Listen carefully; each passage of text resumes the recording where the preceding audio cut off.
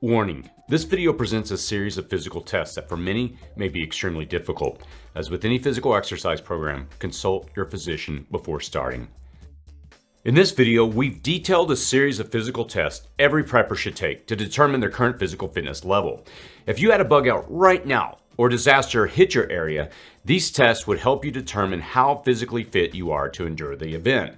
We're going to cover everything you need to know to take these tests at home. Additionally, we'll provide you with a download guide with much more detailed information. This video will cover tests to help you to determine your strength, your stamina, and endurance.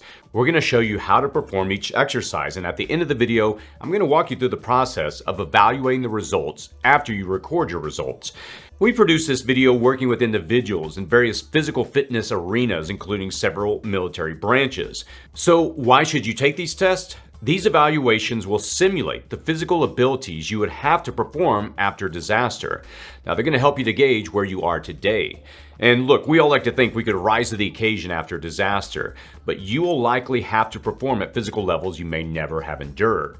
Over the next 2 videos in this series, we're going to provide you with workout plans and diet nutrition guides that will enable you to make improvements to reach optimum physical fitness performance.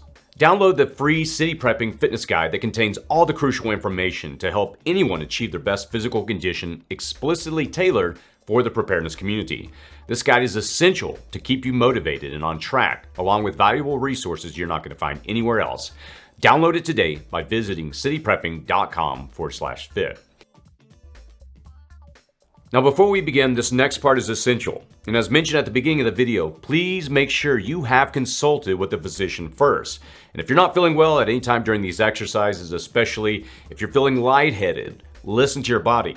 Now, this program aims to help you improve your health, so work through this within your capabilities. Now, additionally, I know that some of you may be a little older or some may be overweight, and my advice is to work within your capabilities and seek improvement on your own timeline. Now, each of these workout evaluations is broken up over 3 days. And before starting each test on separate days, you're going to first need to warm up, which we'll cover now. Now, return to this part on each of the 3 days to perform these warm-ups. Basic warm-up routine. These warm-up exercises should take you roughly 12 to 15 minutes. These exercises aim to elevate your heart rate and prepare your body for a workout. Do not skip this part. You're going to need some comfortable loose clothing, a pair of exercise shoes like sneakers, and a stopwatch or timer on your phone. For each of these warm-up exercises, perform 3 sets of each. You're going to do the exercise for 45 seconds, followed by roughly 10 to 30 seconds of rest. Then you're going to do the exercise for a second time for 45 seconds. Again, rest for 10 to 30 seconds. And then finally exercise a third time for 45 seconds and then rest. That makes 3 sets. As you watch each of these workouts, you can pause the video and come back to the next exercise after finishing your 3 sets. So apply the approach we just mentioned for each of these warm-up exercises. Again, you're going to do 3 sets as we just described for the following exercises. And if any time during the warm-up exercise, any one of them is too much for you to do, that's okay. Do as much as you can. We're just trying to get our heart rate elevated and ready. I'll also post links in the description section to more detailed videos if you want to get more information on each exercise. So here they are. Jog in place. I'll do this for 45 seconds. I'm going to rest for 10 to 30 seconds. Do the exercise again for 45 seconds. Rest for 10 to 30 seconds. Exercise again for 45 seconds. Rest for 10 to 30 seconds. And then do the next warm-up exercise. Again, remember, you're going to apply the same approach to each of these warm-up exercises. Let's move to the next one. Jumping jacks. Butt kicks. Alternate kicking your heels up and toward your glutes. High knees. Lift your knees high in front of you. Open close the gate. Perform sideways leg swings, opening and closing your legs. You can use a chair to stabilize yourself. Shoulder circles. Rotate your shoulders forward and backward in circular motions. On your first set, rotate them forward. After resting, rotate them in the opposite direction. After resting, repeat by circling in a forward direction. Now remember, on each day that you do your test, do these warm-ups first. So after you finish your warm-up, let's jump into our first test. Day 1, strength and power. For today's evaluation, you're going to do 3 different exercises to determine your current strength and power. Here's what you'll need: sneakers or workout shoes along with comfortable workout clothes, stopwatch or timer app on your phone, printed out free download sheet to record your results. Again, the link is below. For a few of the exercises, we're going to be lifting an object. And when it comes to weight, if you have any, such as dumbbells or kettlebells, great, you can use them. But if you don't, a 1-gallon jug of water, a 2.5-gallon water container, a number 10 can of food, or anything that you can hold steadily in front of you works fine. Okay, before you do these 3 tests, do your warm-up exercises, which we detailed a moment ago. Go to this time shown here on the screen that details warm-up exercises. And once you've done warming up, return to these first tests we're about to perform at the time shown here on the screen. I'll also put links to each chapter in this video in the description section and comment section below. You're going to need to record your results on the free download guide that has a chart where you can put all this information. And for each of these 3 exercises, you're going to need to do the exercise for 1 minute and write down your results in the chart while taking a 1-minute break. You're going to need to do another 1 minute of exercise, again recording your results while resting for 1 minute, and then you're going to finish with another minute of exercise, and afterwards again recording your results while resting. In other words, we're doing 3 sets of exercises with 1-minute breaks in between. You'll follow this exact pattern for each of these 3 following exercises. Test number 1, standard push-ups. For this exercise, I'll show you the correct way first, and afterwards I'll show you alternative approaches based on your current physical ability. So let's start with a standard push-up. First, start in a plank position with hands slightly wider than shoulder width apart, palms flat on the ground, and body forming a straight line from head to heels. Don't flare out your elbows. Then lower your body by bending your elbows until your chest nearly touches the ground. Push back up to the starting position, fully extending your arms. Keep your core engaged throughout the movement. I'll post a link in the description section to a video done by a professional that details this movement perfectly. Now, if that's too hard for you in your current physical condition, there are some variations that you can do. Modified push-up. With a modified push-up, start on your knees instead of your toes, maintaining a straight line from your knees to head as you perform the push-up. Incline push-up. With an incline push-up, perform the push-up with your hands on an elevated surface like a bench or a sturdy surface, reducing load on your upper body. Wall push-up. And with a wall push-up, stand facing a wall. Place your hands on the wall with your body at a slight incline and perform a push-up against the wall. To increase your intensity, gradually move your feet away from the wall. Again, do as many as possible in 1 minute, resting a minute between each set, doing a total of 3 sets. Record 1 point for each push-up that you do in the 3 sets. So for example, if you can do a total of 20 push-ups during all 3 sets, write down 20. Test number 2, goblet squats. To do a goblet squat, hold your weight at chest height, right in front of your heart, stand with feet slightly wider than shoulders, squat by pushing hips back and bending your knees, keeping your back straight. Then return up by pushing through your heels and squeezing your glutes at the top. Repeat for as many reps as you can accomplish.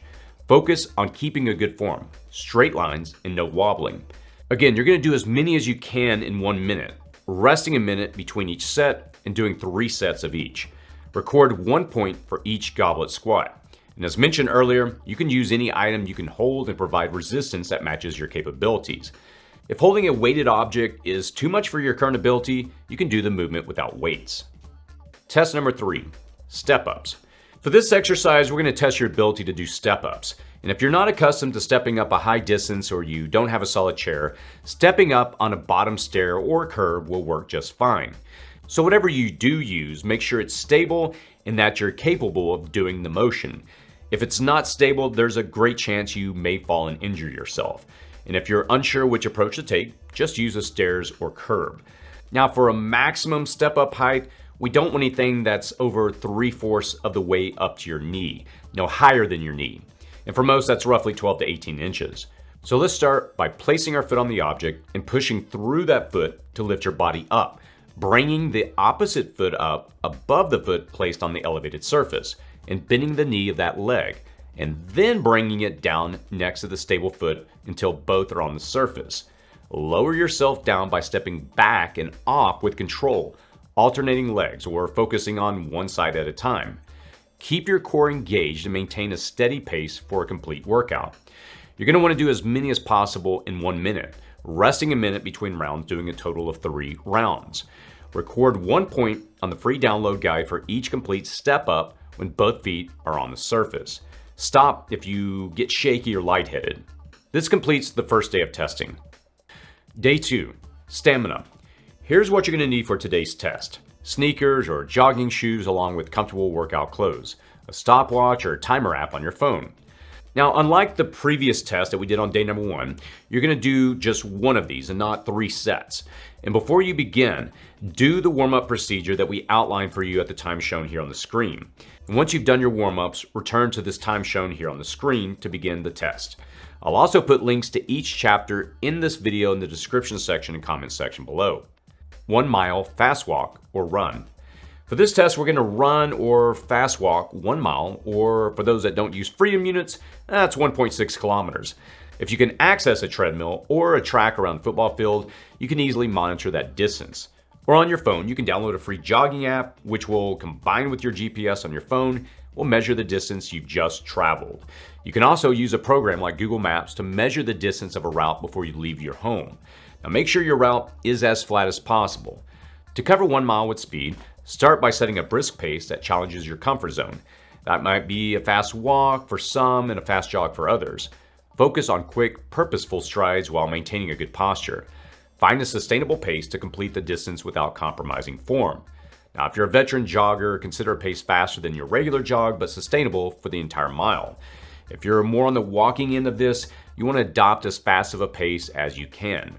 Now, if you're in the middle, switch between walking, running, and jogging to where you're pushing yourself, but you're maintaining good form.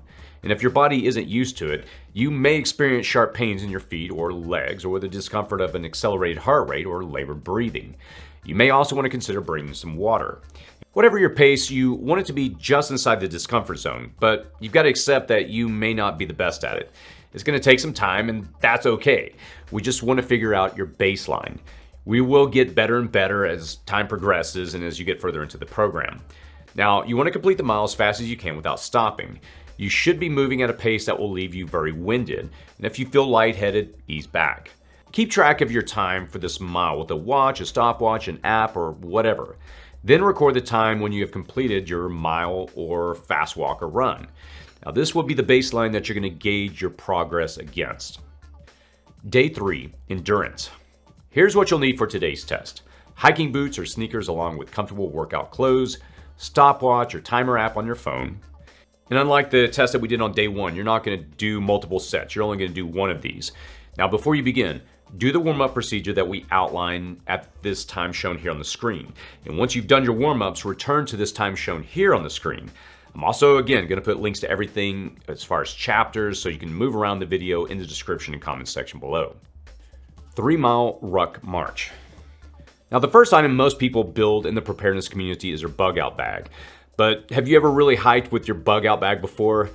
For this test, what we're going to do is we're going to perform a 3 mile ruck march, or 4.8 kilometers. You should load a backpack with a weight between 10 and 20 pounds. And you can load in whatever you have and then use a standard bathroom scale for an accurate weight measurement. Now, there is one caveat. If you're closer to the 20 pounds or more range, you're going to want a backpack that's geared more toward hiking because of the position of the straps and the weight balancing. Now, most of us in this community already have a bug out bag, so let's start with using that. The hike involves brisk walking or hiking with a loaded backpack or rucksack. You want to begin by strapping on the backpack, maintaining good posture and a steady pace while covering the distance. You're going to want to keep a consistent rhythm, alternating between slower and faster sections if needed, and focus on endurance rather than speed, ensuring comfort and safety throughout the march. And when you've completed your 3 mile march, record your time. This is going to be the baseline that you're going to use to gauge your future progress against. Again, like the jogging test that we did on the previous day, you're going to do this just one time and not instead of 3s. Converting your results. The series of tests that we just ran through gave us a foundation that we're going to build on top of. And you're only in competition with yourself. So after you run through these tests, accept where you are today and use that to drive you to make improvements. And we're going to show you how to make those improvements in future videos. So let's look at my desktop and I'll explain how we add this information to the downloadable chart. And I'll post a link again in the description and comments section where you can grab this chart. So as you can see, here's the results from my test for each of the 5 different exercises that we did. Now on day 1, we did push-ups, goblet squats, and step-ups. I added up each of the values and I put that here in this chart, or rather in this column right here. So I did 93 push-ups. That gives me a score of 3. Again, if we look at this right here, these 3 columns, this will tell us what our score is based on the number that we did. For goblet squats, I did 48, so that means I did great, and I get a 3. For step-ups, I did a total of 70, so that's more than the 61, so that puts me in 3. If you only did less, let's say you did 20, well, you're below 40, and so that means poor, so you would only put a point of 1.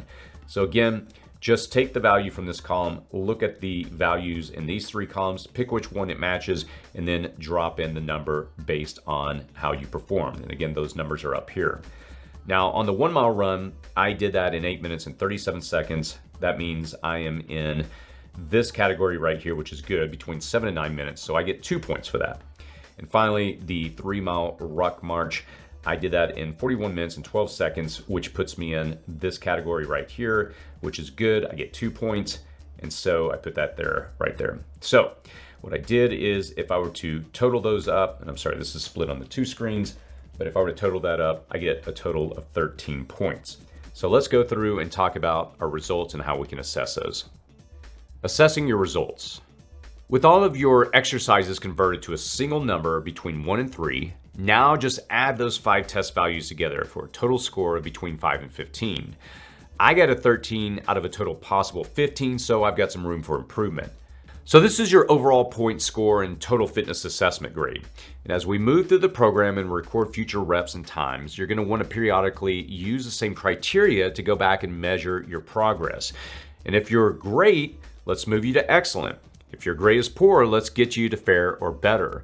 Now look, don't feel defeated or ashamed. Remember, everyone has to start somewhere. So use this as a place to start your physical fitness preparedness journey. Your level of fitness is really a reflection of your preparedness, and it's an indicator of your potential ability to survive challenges that you might face. Check out our next crucial video in this exercise series covering diet and nutrition. Understanding how to eat healthy is so critical to your physical fitness plan. I'll see you in the following video. And as always, stay safe out there.